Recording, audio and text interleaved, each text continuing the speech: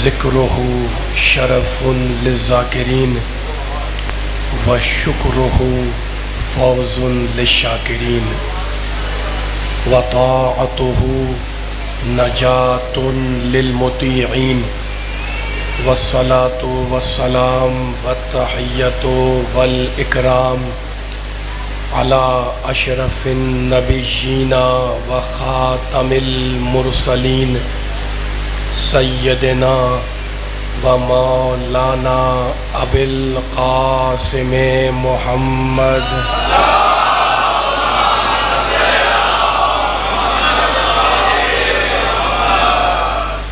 و اہل بیتہ الطیبین الطاہرین المعصومین المظلومین اما بعد فقد قال اللہ سبحانہ وتعالی فی محکم کتابہ المبین بسم اللہ الرحمن الرحیم افمن یہدی الی الحق احق ان یتبع ام من لا یہدی الا ان یہدی فما لکم کیف تحکمون صلوات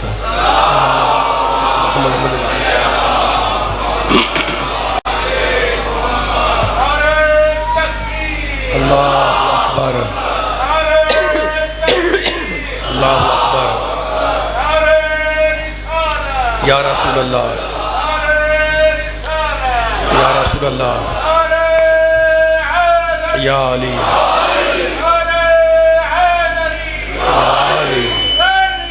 زندہ آباد زندہ آباد مردہ آباد مردہ آباد یا علی یا علی یا علی مدد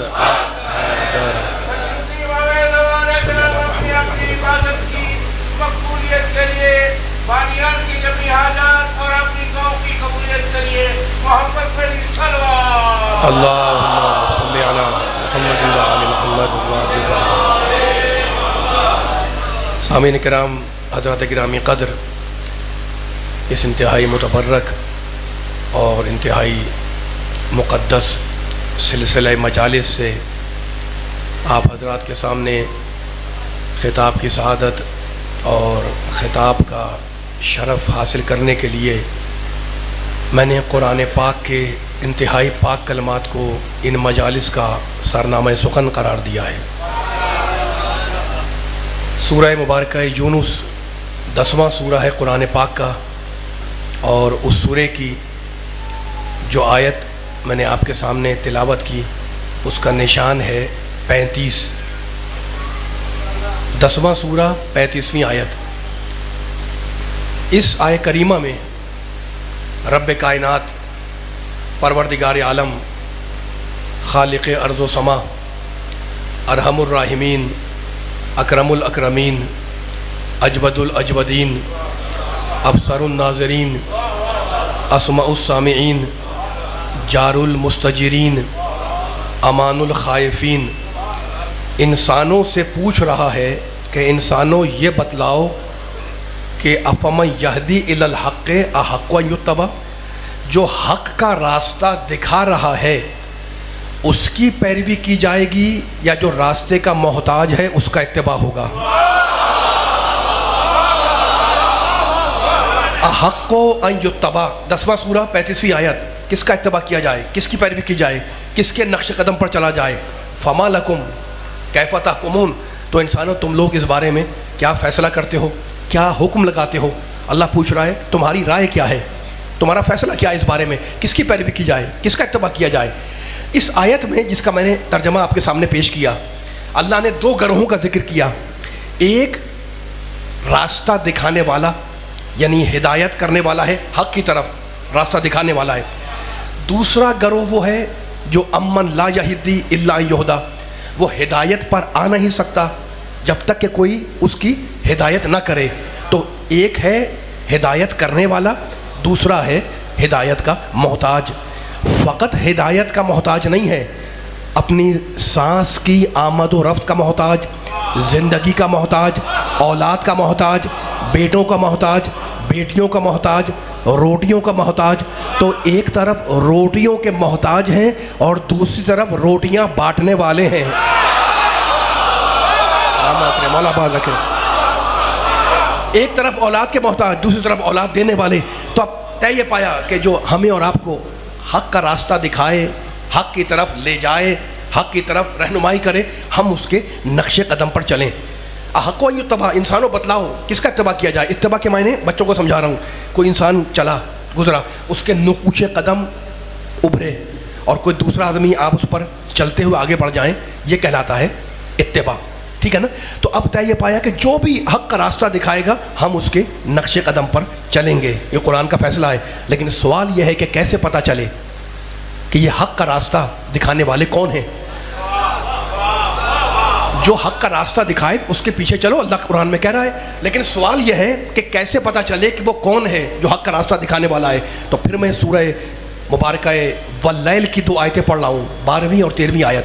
بسم اللہ الرحمن الرحیم. انا علینا للہدی وان لنا للآخرۃ والاولی. اللہ ارشاد فرما رہا ہے اے انسانوں، ہدایت کی ساری ذمہ داری ہمارے اوپر ہے. انا علینا للہدی، ہدایت ہم کریں گے، ہادی ہم بھیجیں گے، انبیاء ہم نازل کریں گے، کتابیں ہم اتاریں گے. وَإِنَّا لَنَا لَلْآخِرَةَ وَالْأُولَى. اور سنو، ہدایت کرنا بھی ہمارا کام، اور یہ دنیا بھی ہمارے قبضے میں، یہ آخرت بھی ہمارے قبضے میں. علی والوں، ابھی میں اس آیت پر آؤں گا، لیکن کتنا کریم ہے وہ اللہ جس نے ہدایت کی ذمہ داری جاہل اور نادان انسان کے حوالے نہیں کی. اپنے اوپر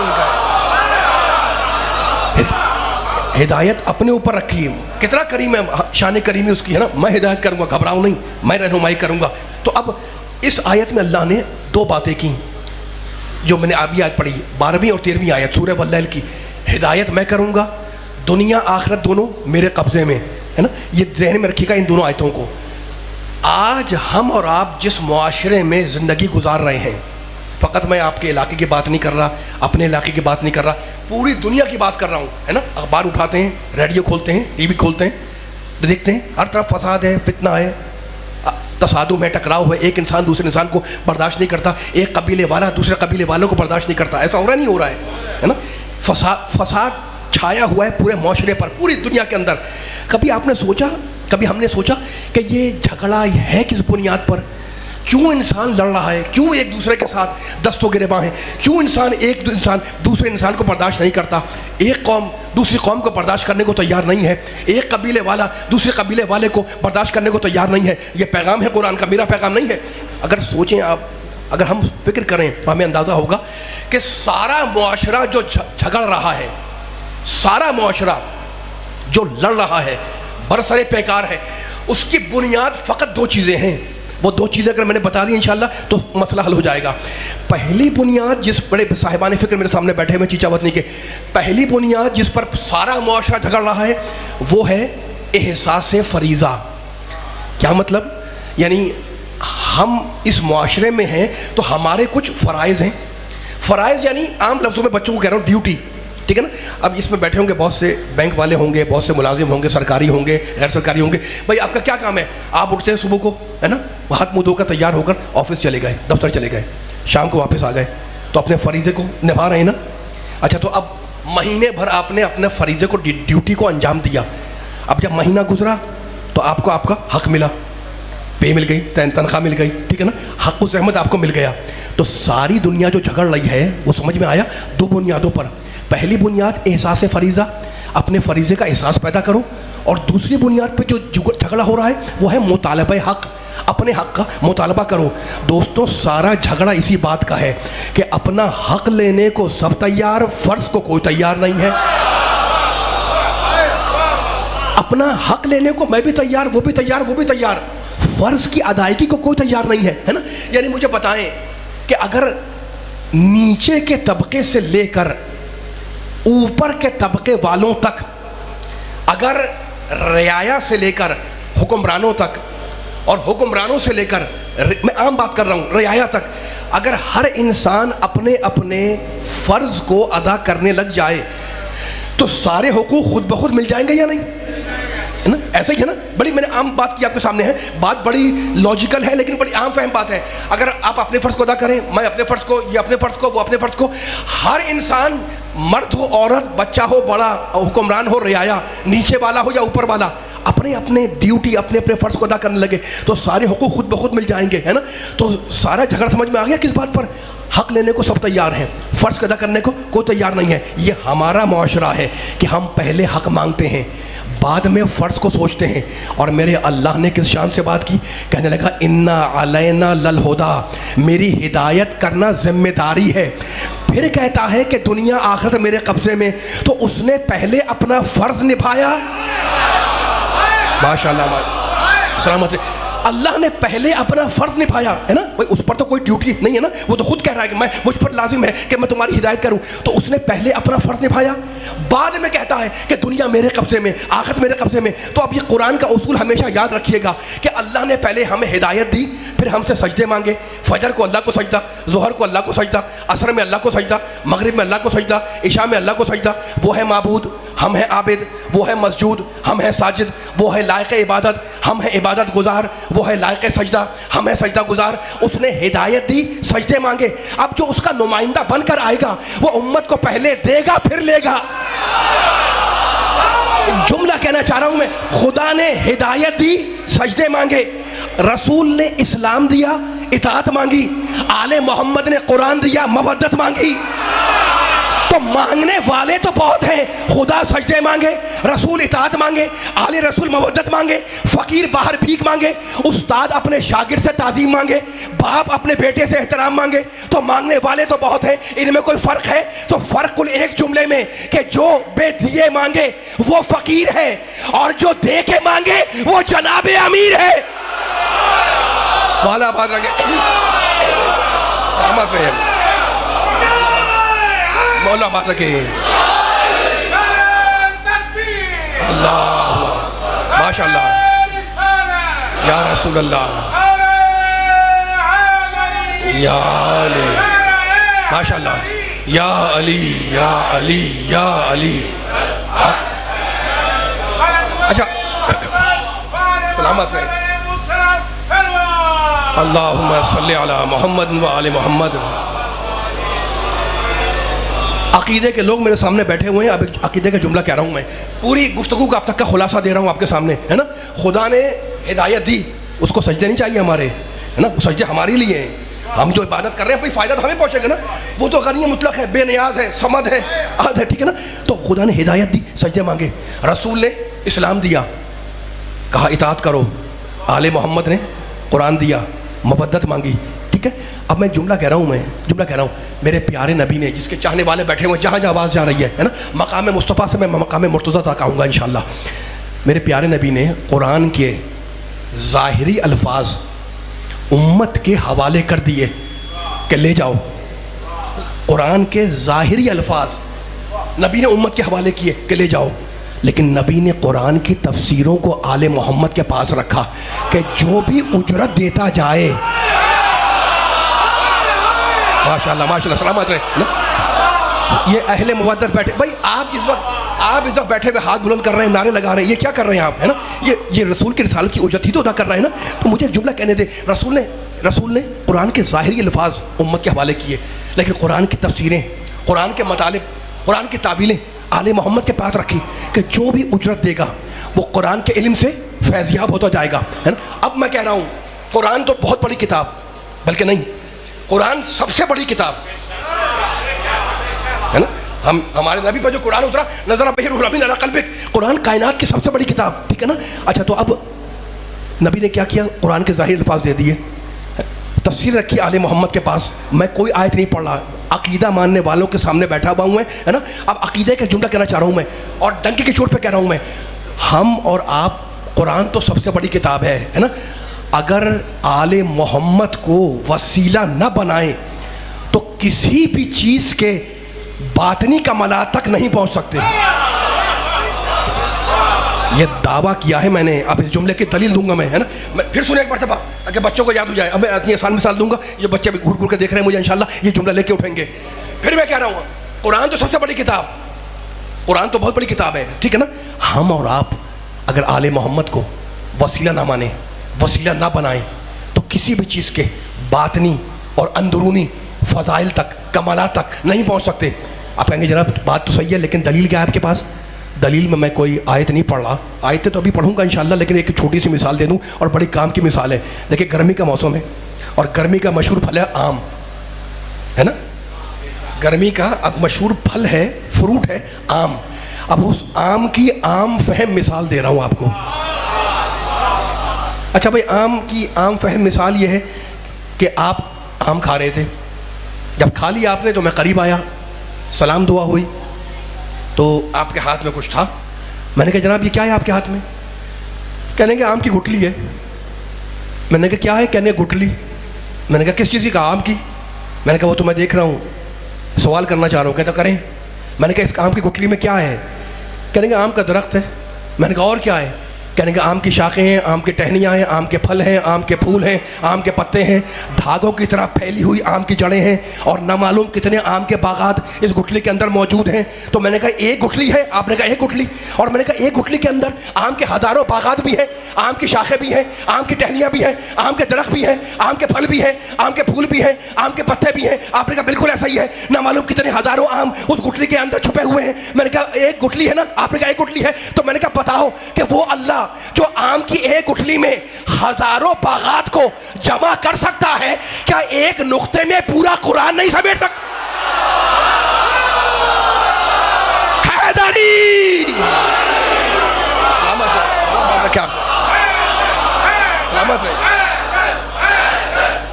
پیچھے والے بھی مل کے ساتھ ماشاءاللہ. یا علی سلامت رہے. اتنی ہی بلند صلوات پڑھیں محمد والے محمد پر. صلی علی محمد والے محمد.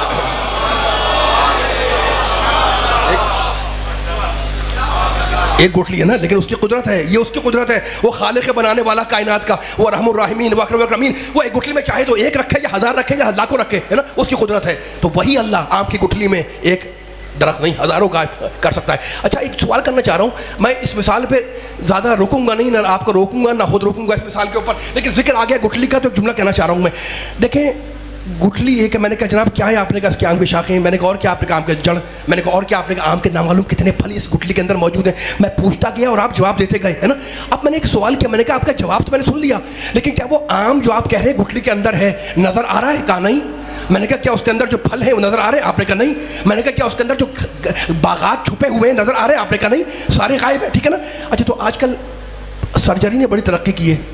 کتنے سالوں سے سرجری ترقی کر رہی ہے نا. 50-100 سال پہلے کا زمانہ اور تھا، آج کا زمانہ اور ہے. اتنی ایجادات ہو رہی ہیں، کمپیوٹر کا زمانہ، ایٹم بم کا زمانہ. کہنے کہ جناب ہوا کیا؟ میں نے کہا ہوا کچھ بھی نہیں. آپ جو کہہ رہے ہیں کہ یہ آم کی گٹھلی ہے، اس میں آم کا درخت نہیں ہزاروں باغات ہیں. آپ نے کہا ایسا ہی ہے.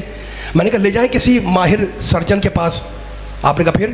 میں نے کہا اس سے کہیں آپریشن کرے گٹھلی کا اور ایک درخت نکال کے دکھائے. مولا آباد رکھے، سلامت رہے، مولا آباد رکھے، ہے نا.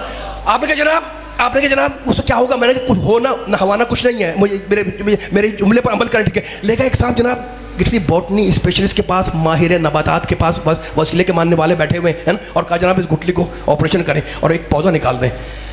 بڑے سے بڑا سرجن، ماہر نباتات، بوٹنی اسپیشلسٹ فیل ہو جائے گا اور آپریشن کر کے اس گٹھلی کو اگنے کے قابل نہیں چھوڑے گا. گٹھلی خراب ہو جائے گی. آپ آئے، آپ نے، میں نے کہا کہاں گیا پودا، کہاں گیا درخت؟ آپ نے کہا گٹھلی خراب ہو گئی، ہے نا. میں نے کہا گٹھلی خراب ہو گئی تو گٹھلی پھینک دیں. آپ نے کہا کیا ہوا؟ میں نے کہا دوسری گٹھلی اٹھائیں، گھبرانے کی بات نہیں ہے. اب بوٹنی اسپیشلسٹ یا کسی سرجن کے پاس نہیں جائیں، اس گٹھلی کو مٹی کے حوالے کریں. چند دنوں کے بعد دیکھیں گے آپ کہ رفتہ رفتہ وہ گٹھلی ایک پودا بنے گی اور رفتہ رفتہ وہ پودا ایک تناور درخت بن جائے گا. تو یہ کرشمہ آپ کو کس نے دکھایا؟ مٹی نے. اور مٹی کو عربی میں کیا کہتے ہیں؟ تراب. تو جب تم تراب کے بغیر آم کو نہ سمجھ سکو تو ابو تراب کے بغیر قرآن کیسے سمجھ لو گے؟ مولا آباد کے سلامت رہے، سلامت رہے.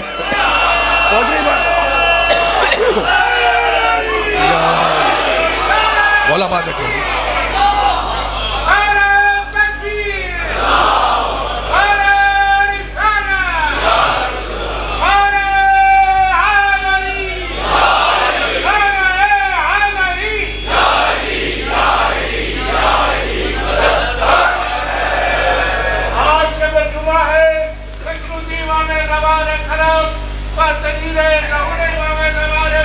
صلوات اللہ جمیع علیہ. حاجات عبادات دعاؤں کی قبولیت کے لیے ایسی صلوات پڑھے کہ اللہ اور آل محمد بالخصوص ہمارے وقت امام ہم سب پہ راضی ہو جائے. صلوات اللہم صلی علی محمد و آل محمد وعجل فرجہم. سلامت علیہ سلامت علیہ. ٹھیک ہے نا. تو قرآن کے مطالب کو میرے پیارے نبی نے آل محمد کے پاس رکھا. ٹھیک ہے نا. وہ جو مانگا ہے نبی نے وہ سب کو یاد ہے.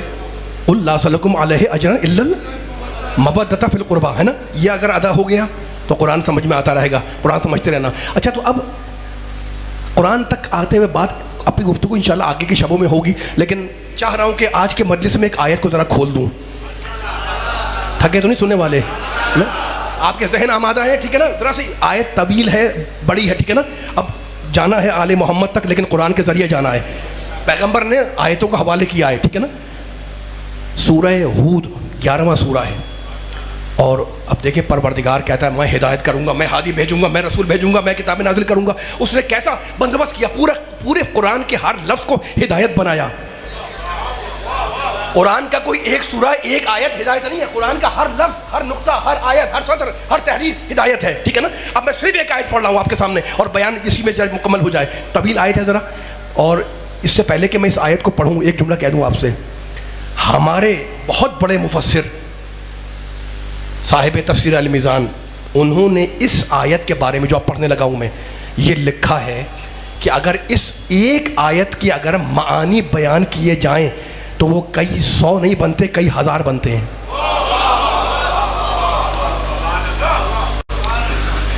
اب سنیے گا, میں پیغام ہے اللہ کا, اور اس پیغام کے لیے میں اب تیز نہیں ہوں گا, لفظوں کو تولنا ہے اور اس کے بعد یہ پرواز نہیں ہے. اب اللہ بتا رہا ہے ہدایت کیسے ہوگی, کون کرے گا, کیا کرے گا, ہمیں نہیں بتاؤں ہے نا. اس نے کہا قرآن اتارا ہے, قرآن پڑھو. مالک کیا پڑھیں, کا سورہ ہود پڑھو. بسم اللہ الرحمن الرحیم. جتنا مجمع آیا ہوا جہاں جہاں سے آیا ہوا ہے, قرآن سننے والا, اللہ آل محمد کو ماننے والا, اس کو جو آیت ہدیہ کر رہا ہوں.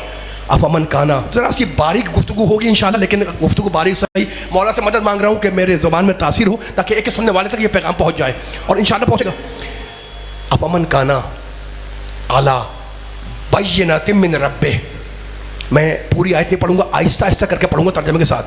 اللہ کہتا ہے ایک وہ ہے جو اپنے رب کے پاس سے بینہ لے کر آیا. ایک وہ ہے علی بینۃ من ربہ, اپنے رب کے پاس سے بینے پر ہے.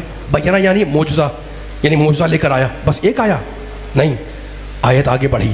وَيَتْلُوهُ شَاهِدٌ مِّنْهُ, اور دوسرا وہ ہے جو اس بینے والے کا گواہ بن کر آیا. میں نے آپ سے کہا تھا آیت طویل ہے ذرا, سورہ ہود. وَمِن قَبْلِهِ کتاب موسیٰ, وَمِن قَبْلِهِ کتاب موسیٰ, اور اللہ کہہ رہا ہے اس سے پہلے موسیٰ کی کتاب بھی ہے, اور اس میں اس کے آنے کا تذکرہ بھی ہے. تو دو ہے نا, ایک ہے بینے والا اور دوسرا ہے اس کا شاہد. شاہد کسے کہتے ہیں؟ گواہ. سامنے کے پڑھ لکھ کے سماعتیں بیٹھی میرے سامنے, ٹھیک ہے نا. اردو میں بھی بولتے ہیں ہم شاہد, شہادت یعنی گواہی. ایک بینے والا, دوسرا اس کا گواہ. اب اللہ بول رہا ہے یہ دو ہیں کون, ہمیں کیا پتا, اللہ نے نام تو لیا نہیں. کہنے لگا آگے, آیت آگے بڑھی. امامن والرحمہ, فرما رہا ہے کہ ان میں کا ایک امام ہے, دوسرا رحمت ہے. جو گواہ ہے وہ امام ہے, اور جس کا گواہ ہے وہ رحمت ہے. اولئک یؤمنون بہ, تو وہ لوگ جو ایمان رکھتے ہیں اس گواہ پر یا اس گواہی پر, ٹھیک ہے نا, اس گواہ پر یا اس گواہی کے اوپر. بڑا اس مرحلے پہ میں اپنے سننے والوں کو لے کر آ گیا ہوں. آج کے مجلس کا جوہر ہے انشاءاللہ جو آپ کو ہدیہ کر رہا ہوں. اب سنیے گا جملہ, سورہ ہود, وَمَن یکفر بہ. اللہ کہہ رہا ہے, تو اب ذکر کر دیا نا, دو ہیں, ایک ہے بینے والا اور ایک ہے گواہ. مفسر نے لکھا کہ بینے سے مراد ہے یہاں پر قرآن. تو ایک ہے جو بینہ لے کر آیا یعنی قرآن لے کر آیا, یعنی میرا پیارا نبی, اور دوسرا اس کا گواہ ہے نا. نام نہیں پتا کہ وہ گواہ کون ہے, ابھی بتاؤں گا میں وہ گواہ کون ہے, ٹھیک ہے نا. اللہ کہتا ہے کہ وَمَن یکفر بہ, تو جو بھی اس گواہ کا انکار کرے گا, من الاحزاب, حزبوں میں سے, جماعتوں میں سے, گروہوں میں سے, فرقوں میں سے جو بھی جماعت اس گواہ کا انکار کرے گی فَالنَّارُ مَوْعِدُهُ، تو یقیناً اس کا ٹھکانہ جہنم ہے. فَلَا تَكُن فِي مِرْيَةٍ مِّنْهُ إِنَّهُ الْحَقُّ مِنْ رَبِّكَ. اور رسول ہم نے یہ جو تم نے جو بیان کیا ہے نا گواہ کے بارے میں، یہ تم نے اپنے پاس سے نہیں کہا. إِنَّهُ الْحَقُّ مِنْ رَبِّكَ، یہ جو تم نے گواہ کے بارے میں بیان کیا یہ تم نے اپنے رب کی طرف سے بیان کیا. وَلَكِنَّ أَكْثَرَ النَّاسِ لَا يُؤْمِنُونَ، لیکن اللہ کہہ رہا ہے ہم جانتے ہیں کہ انسانوں کی اکثریت ایمان نہیں لائے گی. آیت میں نے پڑھ دی، ترجمہ میں نے ختم کر دیا. اب اگر بیدار بیٹھے ہیں تو جملہ ہدیہ کر رہا ہوں. کیا کہا اللہ نے؟ دو ہیں، ایک بینے والا، دوسرا اس کا گواہ ہے نا. بینے والا کون ہے؟ قرآن والا. قرآن والا کون ہے؟ میرا محمد. دوسرا کون ہے؟ شاہد. شاہد کسے کہتے ہیں؟ گواہ کو ہے نا. مالک شاہد کون ہے؟ کہا قرآن پڑھو. میں نے شاہد کا نام نہیں لیا لیکن شاہد کی پہچان بتائی. وہ یتلو ہو، شاہد کی پہچان یہ ہے کہ وہ یتلو ہے. اب یتلو کو اگر سمجھا دیا ہے نا تو مسئلہ حل ہو جائے گا.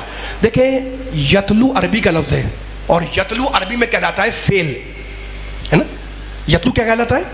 فعل. اب آسان سی بات ہے، کوئی اس میں کون سی مشکل بات ہے، لیکن میں بچوں کے لیے مثال دے دوں کہ یہ فعل کیا ہوتا ہے اور مصدر کیا ہوتا ہے. دیکھیں فعل ہمیشہ بنتا ہے مصدر سے. مصدر کیا ہوتا ہے؟ آپ بچوں کو جب قاعدہ سکھاتے ہیں اردو کا ہے نا تو ایک کاپی پہ لکھ دیتے ہیں مصدر اور سامنے کہتے ہیں بچے سے بھائی اس پر فعل بناؤ. اب مصدر یعنی مثال دے رہا ہوں آپ کو. مصدر میں لکھ دیا آپ نے کھانا. کھانا مصدر ہے. بچے کو آپ نے پڑھا دیا تھا کہ مصدر سے فعل بنتا ہے. اب بچہ ذہین سا اس سے آپ نے کہا کہ ذرا فعل بناؤ. اس نے کہا کس سے بناؤ؟ آپ نے کہا کھانے سے بناؤ. کھانا مصدر ہے. اس نے کہا میں کھاتا ہوں، آپ کھائیں گے، وہ کھا چکے، میں کھا رہا ہوں ہے نا. یہ ماضی، حال، مستقبل، یہ سارے فعل کس سے بنے؟ مصدر سے. مصدر کیا تھا؟ کھانا. ٹھیک ہے مثال واضح ہو گئی. میں روکنا نہیں چاہ رہا ہوں، آپ کے ذہن آمادہ ہے. جو 3-4 مثالیں نہیں دینی، مجھے ایک مثال اور دینی ہے. اب یہ آخری مثال ہوگی انشاءاللہ. بولنا یہ مصدر ہے. بچے سے آپ نے کہا جناب بولنا مصدر ہے. اس نے کہا بالکل مصدر ہے. آپ نے کہا فعل بنا سکتے ہو؟ اس نے بچے نے کہا بنا سکتا ہوں، میں نے پڑھا ہوا ہے. آپ نے کہا بناؤ. اب اس نے بنایا. بولنا ہے مصدر. اب اس نے کہا میں بول چکا، آپ بول رہے ہیں، وہ بولیں گے ہے نا. یہ ماضی، حال، مستقبل کے فعل بن گئے. کس سے بنے؟ بولنا سے. بولنا کیا ہے؟ مصدر ہے نا. مسئلہ حل ہو گیا کہ فعل جب بنتا ہے تو مصدر سے بنتا ہے. جو معنی مصدر کے ہوں گے وہی فعل کے ہوں گے. اللہ نے نبی کے گواہ کا نام نہیں لیا، اس کی پہچان یہ بنائی کہ وہ یتلو ہے. اور یتلو ہے عربی میں فعل. اور ابھی ہم نے طے کیا تھا کہ فعل بنتا ہے مصدر سے. اب لغت عرب کھولیں اور ڈھونڈیں کہ یتلو بنا کس سے ہے. یتلو کا مصدر کیا ہے؟ جو مصدر کے معنی ہوں گے وہی یتلو کے ہوں گے اور وہی گواہ ہوگا. تو لغت عرب میں مجھے 2 مصدر ملے. یتلو بنا ہے 2 مصدر سے. بتاؤں یتلو کا مصدر کیا ہے؟ ایک مصدر ہے طلوفن، تے لام واو اور اس پر تشدید، طلوفن. تو اب طلوفن کے معنی پتہ ہے؟ عربی میں طلوفن کے معنی ہے کسی کے پیچھے پیچھے ایسے آنا کہ درمیان میں فاصلہ نہ ہو. یعنی قرآن نے بتا دیا کہ جو فاصلے پر ہو وہ گواہ نہیں بنتا، جو بلا فاصل ہو.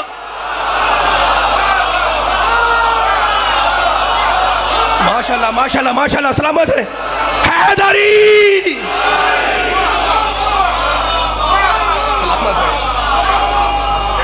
پہنچ رہی ہے بات؟ مل کے سارے.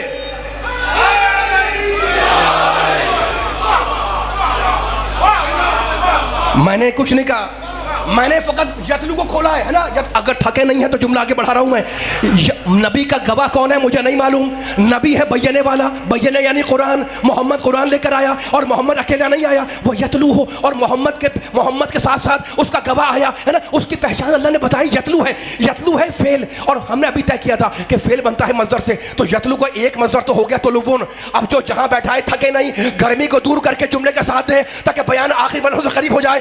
یتلو کا ایک مصدر ہے طلوفن. طلوفن کے معنی کسی کے پیچھے پیچھے ایسے آنا کہ درمیان میں کوئی گیپ نہ ہو ہے نا. تو جو معنی مصدر کے ہوں گے وہی یتلو کے ہوں گے اور وہی گواہ ہوگا. اب میں یتلو کا دوسرا مصدر کھول رہا ہوں. یتلو یا بنا ہے طلوفن سے اور یتلو یا بنا ہے تلاوتن سے. تلاوت کے معنی پتہ ہے عربی میں کیا ہے؟ تلاوت کے معنی کچھ پڑھنا، تلاوت کے معنی کچھ سنانا. آپ اردو میں بھی کہتے ہیں بھائی تلاوت کر رہا ہے یعنی کچھ پڑھ رہا ہے. ٹھیک ہے نا. اب ترجمہ بدل جائے گا. افمن کانا اعلیٰ. اب دیکھ رہا ہوں کون کون بیدار بیٹھا ہے. اب ترجمہ بدل جائے گا. افمن کانا اعلیٰ بینۃ من ربہ. ایک محمد ہے جو اللہ کے پاس سے قرآن لے کر آیا. مالک دوسرا کون ہے؟ کہا وَيَتْلُوهُ شَاهِدٌ مِّنْهُ. اور دوسرا محمد کا گواہ ہے جو قرآن پڑھتا ہے. ماشاءاللہ ماشاءاللہ ماشاءاللہ. سلامت رہے. پیچھے والے میں نے کہا جناب یہ ترجمہ آپ نے کیسے کر دیا؟ آپ نے کہا مصدر بدل گیا. پہلے تھا طلوعٌ اور یہ ہے تلاوتٌ. تو میں نے کہا تلاوت کے معنی کیا ہے؟ آپ نے کہا تلاوت کے معنی آپ تاریخی جملہ آ رہا ہے. آپ کی رگوں سے علی کی محبت پھوٹنی چاہیے انشاءاللہ. ولائی مجمع بیٹھا ہوا ہے چچا وطنی کا. آپ نے کہا تلاوت کے معنی پڑھنا ہے نا. تو ترجمہ کیا ہوگا؟ محمد کا گواہ وہ ہے جو قرآن پڑھتا ہے. محمد کا گواہ وہ ہے جو قرآن پڑھتا ہے. ترجمہ یہی ہے نا, محمد کا گواہ وہ ہے جو قرآن پڑھتا ہے. بھائی کوئی اٹھ کے مجھے کہہ دے کہ قرآن تو آپ بھی پڑھتے ہیں, قرآن تو امتی پڑھتا ہے, قرآن تو حافظ پڑھتا ہے, قرآن تو قاری پڑھتا ہے, تو جو سب کو سب جو صفت سب میں پائی جائے وہ کسی کی پہچان نہیں بنتی.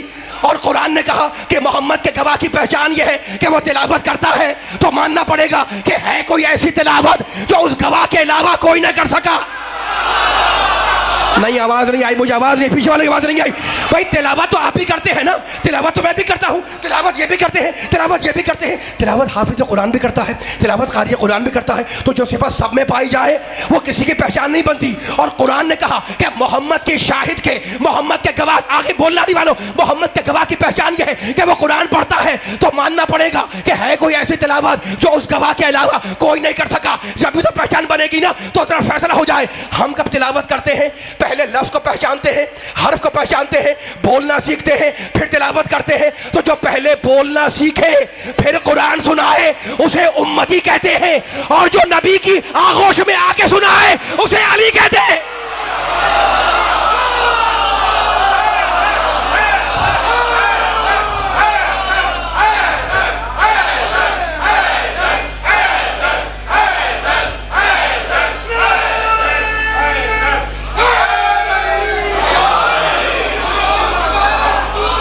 سلامت رہے. اور چلیے بات تو لوگوں نے تلاوت قرآن وہ کتاب ہے, قرآن وہ کتاب ہے, علی کا طرز زندگی, علی کا طرز زندگی.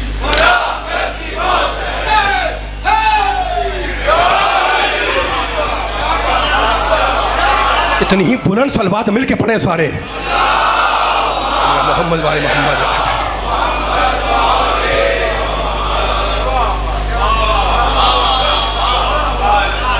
آباد رہیں, سلامت رہیں, خدا آپ کے چہروں کو کھلتا ہوا رکھے, ہے نا. اب گفتگو ہوتے ہوتے میں نے آیت پڑھی سورہ یونس کی, ہے نا. گفتگو ہوتے ہوتے آ جاتی ہے علی تک, اور یہ اہل ولا جوش میں آ جاتے ہیں علی کا ذکر سن کر. جو تھک گئے تو تھک گئے. میں آپ کا موڈ دے کے پڑھ رہا ہوں, بیان میں نے ختم کر دیا ہے. میرا ساتھ دیتے رہے کہ میرا ذرا سا بیان میں ختم کر دیا, ٹھیک ہے نا. اب کسی کے دماغ میں آ جا بھائی یہ کیا ہے کہ ہر وقت جب قرآن کی آیت پڑھتے ہیں اس میں علی کو لے آتے ہیں, مجلس پڑھتے ہیں اس میں علی کو لے آتے ہیں, ہے نا. سورہ ہود پڑھیں گے اس میں علی کو لے آئیں گے, گواہ کا ذکر ہوگا اس میں علی کو لے کے آ جائیں گے, ہے نا. تو آج میں ممبر سے کہہ رہا ہوں کہ دیکھو غیرت مند باپ کا غیرت مند بیٹا علی کبھی فضائل کا پیچھا نہیں کرتا, فضائل اس کا پیچھا کرتے ہیں.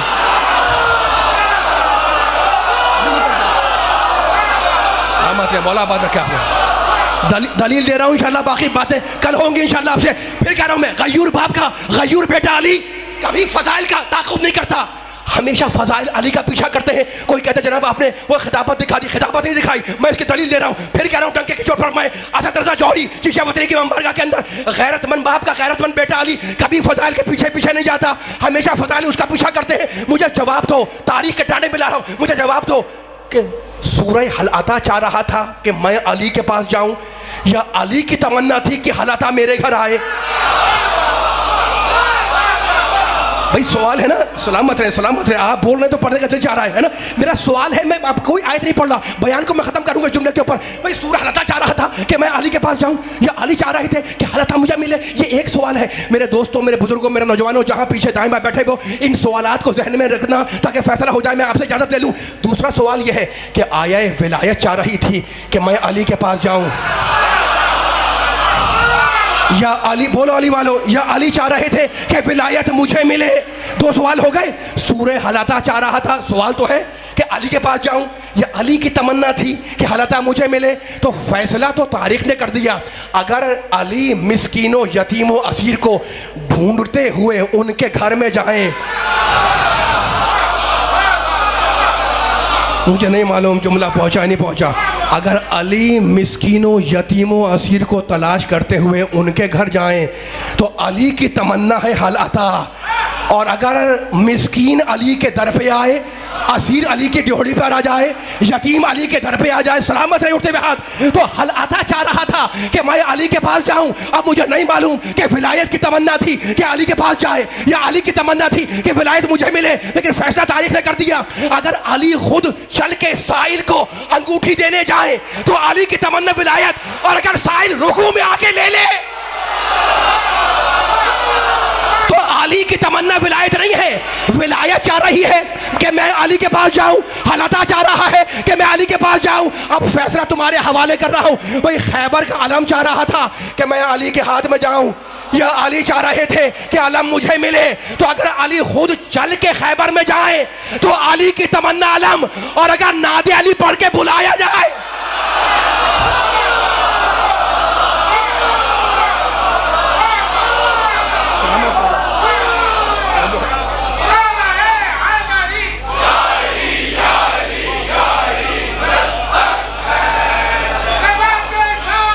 مل کے سارے بولیں علی مولا, پیچھے والے بھی بولیں مل کے ذرا یا علی یا علی.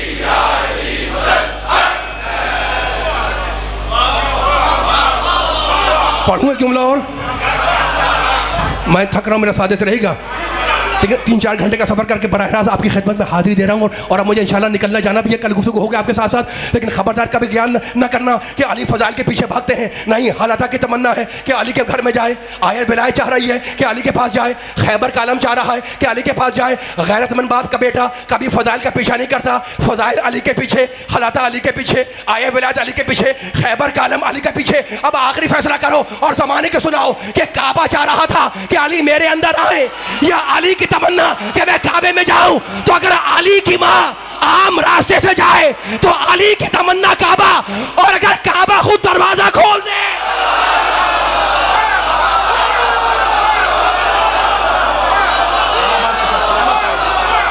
مولا آباد رکھے.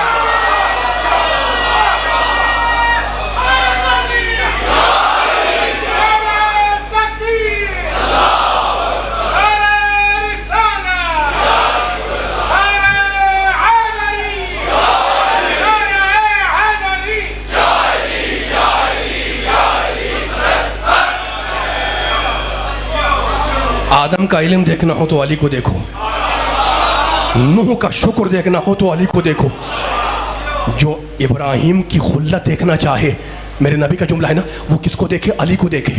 جو موسیٰ کی ہیبت دیکھنا چاہے وہ علی کو دیکھے.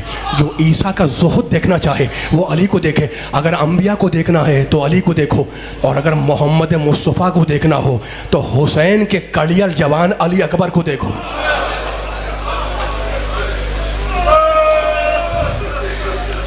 شب عاشور آئی, ام لیلہ علی اکبر کی پردیسی ماں, کہا فضا, کنیز ہے نا, کہا فضا ذرا جا کر دیکھ میرا بیٹا اکبر کہاں ہے.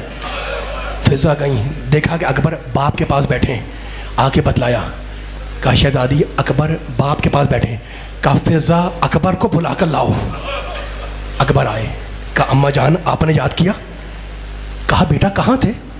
کہا باپ کی خدمت میں بیٹھا ہوا تھا. شب جمعہ ہے نا, رو رہے ہو, مجلس دیکھو فضائل سن لیے, تلاوت آیات ہو گئی, نعرے لگا دیے, مجلس منعقد کی گئی ہے حسین پر رونے کے لیے. مجلس عزا ہے, عزا کے دن ہے, سوگ کے دن چل رہے ہیں. خدا آپ کے دل ٹوٹے ہوئے ہیں, آپ کی آنکھوں میں آنسو آ گئے ہوں گے, خدا ان آنسوؤں کو رومال سیدہ میں جگا دے. کہا بیٹا کہاں تھے؟ کہا باپ کی خدمت میں. کہا ماں کا بھی تمہارے اوپر کوئی حق ہے؟ اکبر لرزنے لگے. کہا اگر حق ہے تو اجازت لے کر آؤ. اکبر نصف ساعت, آدھے گھنٹے کی اجازت لے کر آئے. میرے 5ویں امام کے سامنے مجلس ہو رہی تھی اور ذاکر علی اکبر کے مسائل پڑھ رہا تھا. ابو بصیر کا نام آپ نے سنا ہوگا، میرے پانچویں امام کا، امام باقر کا صحابی، مشہور صحابی. وہ اس مجلس میں بیٹھا ہوا تھا اور منہ پر رومال رکھ کر رو رہا تھا. ایک مرتبہ میرے امام باقر نے پکارا ابو بصیر، اس نے کہا لبیک ابن رسول اللہ. کہنے لگے تو روتا کیوں نہیں؟ اس نے رومال دکھایا، کہا مولا اتنا رویا ہوں کہ رومال تر ہو گیا ہے. کہا ابو بصیر ایسے نہیں، اکبر کے مصائب پر ویسے رو جیسے میری دادی فاطمہ زہرا روتی ہیں.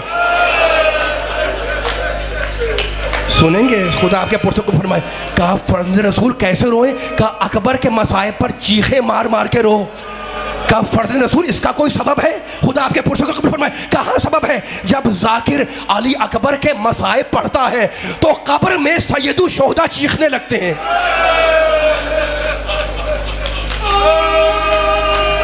اکبر آئے آدھا گھنٹے کی عادت لے کر. ام لیلہ نے صندوق، خیمے میں ہے نا، صندوق سے نیا لباس نکالا، اکبر کو پہنایا، بالوں میں کنگھی کی. خیمے کے ایک گوشے میں شمع رکھی ہوئی تھی. اٹھ کر گئیں، شمع لے کر آئیں، اکبر کے سامنے رکھ دیا. اور اب اکبر کو دیکھ رہی ہیں. کہا اماں جان کیا دیکھ رہی ہیں؟ کہا بیٹے شبیہ رسول کی آخری زیارت کر رہی ہوں. اور بیٹے خدا آپ کے آوازوں پر رحم کرے، خدا ان پرسوں کو قبول فرمائے. شب جمعہ ہے نا، استجابت دعا کی رات ہے، خدا آپ کے پرسوں کو قبول فرمائے. اور بیٹا کل گھمسان کا رن ہے. ام لیلہ کہہ رہی ہے بیٹے کل جنگ کا دن ہے تو بیٹا اکبر میرے دودھ کی لاج رکھنا. اکبر پلٹے، باپ کے خیمے میں آئے، شب عاشور ڈھلی، صبح عاشور نمودار ہوئی. آپ کو یاد ہے عشرہ منا کے بیٹھے ہیں. میرے مولا حسین ابن علی کا ایک سرکاری مؤذن تھا، حجاج ابن مسروق. وہ آیا اور کہا فرزند رسول صبح کا وقت ہو گیا ہے، اجازت ہے کہ میں اذان دوں؟ کہا جاؤ اذان دو. ابھی حسین نے یہ جملہ کہا تھا کہ اتنے میں فضا دوڑتی ہوئی آئیں اور کہا مولا آج شہزادی کی یہ خواہش ہے کہ میرا بیٹا اکبر اذان دے. کہا بیٹا اکبر ذرا لہجہ محمدی میں اذان تو دینا. اکبر گلدستہ اذان پر آئے، مقتل کے جملے. اکبر نے کہا اللہ اکبر. فضا کنیز ہے نا، خیمے کے اندر بھی دیکھ رہی ہیں، خیمے کے باہر بھی دیکھ رہی ہیں. فضا کہتی جیسی اکبر نے کہا اللہ اکبر، بیوی نے اتنے میں مصلی بچھایا، جانماز بچھائی. اب اکبر نے کہا اشہد ان لا الہ الا اللہ. بیوی نے اپنے بال کھولنا شروع کیے اور اب اکبر نے کہا اشہد ان محمد رسول اللہ. بیوی نے ہاتھ اٹھائے، کہا پروردگارا اس آواز کو باقی رکھے. اذان ہوئی، اصحاب گئے، آئزہ گئے، انصار گئے. ایک منزل پر کڑجل جوان بوڑھے باپ کی خدمت میں آیا. کہا بابا مجھے بھی جنگ کی اجازت عطا ہو. ایک مرتبہ حسین، مقتل کے جملے، حسین نے سر سے پاؤں تک اکبر کو دیکھا اور کہا بیٹا کاش تیرے پاس بھی تجھ جیسا بیٹا ہوتا. خدا آپ کے پرسوں کو قبول کرے. اور وہ تجھ سے مرنے کی اجازت مانگتا تو اکبر میں دیکھتا کہ اسے کس دل سے اجازت دیتے ہو. جاؤ اکبر اجازت نہیں ملے گی. اکبر پلٹے، خیمے میں آئے، ایک صندوق کھولا، ایک رومال نکالا، جو رومال میری شہزادی فاطمہ زہرا نے اپنے ہاتھوں سے کاٹا تھا. کسی سے ہاتھوں کو بندھوایا. آپ رو رہے ہیں اور اب حسین کی خدمت میں آئے. آنے کے بعد بے اختیار اپنا سر حسین کے گھٹنے پہ رکھ دیا. حسین نے گھبرا کر اکبر کو سینے سے لگایا اور کہا بیٹا آج تو تو نے ایسا کر دیا، آئندہ نہ کرنا، تیری شکل میرے نانا سے بڑی مشابہ ہے. جاؤ اکبر میں نے اجازت دی، لیکن جانتے ہو نا کہ تمہیں تمہاری پھوپھی نے پالا ہے. کہاں بابا جان میں جانتا ہوں. کہا پھوپھی سے اجازت لے لینا. شہزادی زینب کے خیمے میں آئے، بس 2 جملے پڑھ کے ممبر چھوڑ رہا ہوں. کہا اکبر جنگ کی اجازت مانگنے آئے ہو؟ کہا ہاں پھوپھی اماں. کہا تمہیں اجازت نہیں دوں گی. بس یہ سننا تھا کہ اکبر روتے ہوئے پلٹے، خیمے سے نکلے. بوڑھے باپ کی نگاہ پڑی دور سے کہ اکبر کی آنکھ میں آنسو ہیں. حسین اکبر کے پاس آئے. کہا بیٹا کیا ہوا؟ کہا بابا کیا بتلاؤں، پھوپھی اماں مجھے مرنے کی اجازت نہیں دے رہی. حسین کو جلال آ گیا، اکبر کا ہاتھ تھاما، کھینچتے ہوئے خیمے میں لائے. کہا زینب میں تمہارا بھائی ہوں نا؟ کہا ہاں بھیا.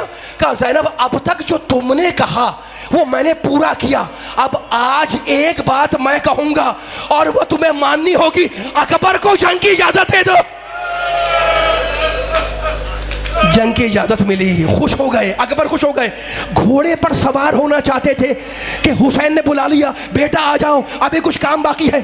رسول کا امامہ اٹھایا, اکبر کے سر پہ رکھا, رسول کا پیراہن اکبر کو پہنایا, رسول کی ابا اکبر کے دوش پہ ڈالی. اکبر سوار ہوئے, رونے والوں گھوڑے پہ سوار ہوئے. مقتل کہتا ہے کہ ابھی اکبر 2 قدم چلنے نہ پائے تھے کہ اکبر کو کچھ خیال آیا, پلٹ کے واپس آئے اور اکبر حسین کے کانوں میں کچھ سرگوشیاں کرنے لگے. فبکا بکان علیہ, حسین چیخے مار کے رونے لگے. زینب دیکھ رہی تھی دور سے, کہا بھیا یہ تمہارے رونے کا سبب کیا ہے؟ کہا بہن رسم دنیا یہ ہے کہ بوڑھا باپ جوان بیٹے سے وصیت کرتا ہے, لیکن آج جوان بیٹے نے مجھ سے وصیت کی ہے کہ بابا میری ماں غیر قبیلے کی ہے, میرے مرنے کے بعد اس کا خیال